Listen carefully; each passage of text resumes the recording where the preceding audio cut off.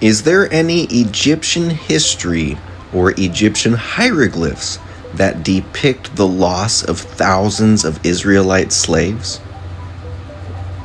And he asked for any pieces of information that show that the Egyptians lost all these slaves. First one is called the Manetho letters, Manetho. He was an Egyptian priest and historian who lived in the 3rd century, about 1100 years after what we call the Exodus took place. He researched and confirmed the following. One, that a group of people came from the land of Canaan into Egypt. That could be anybody, you say, but he also researched, too, that they were kicked out by agreement with Egypt. They say agreement, we say because God unleashed all these plagues. Tomato, tomato. But he also said this group wandered in the desert and then went to Jerusalem and built a temple. Does that sound familiar?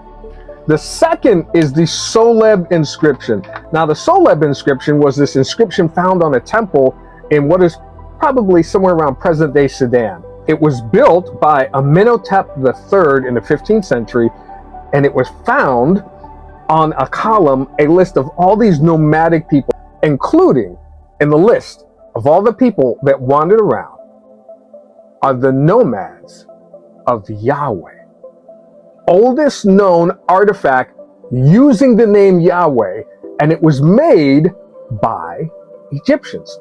There's more, because the most popular one is the Ipuwer Papyrus. This is a document which records an Egyptian official making the following claims. Now, this document is actually in the Rijksmuseum van Uden in Leiden, Netherlands. Do not come for me for butchering that name. And on this document, an Egyptian official says the river is full of blood. Kind of like the first plague that God poured out on the Egyptians. And he says the power of Ra is not seen. Ra is the sun god. If you're not seeing his power, it's because the sun isn't shining. Just like it says in the Bible, he also said the slaves took all the silver and gold.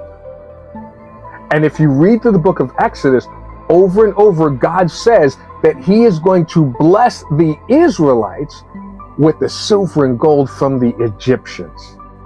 When I did a series teaching through the book of Exodus a few years ago, I listed 10 different archaeological artifacts that support the claims of the Exodus. These are just 3.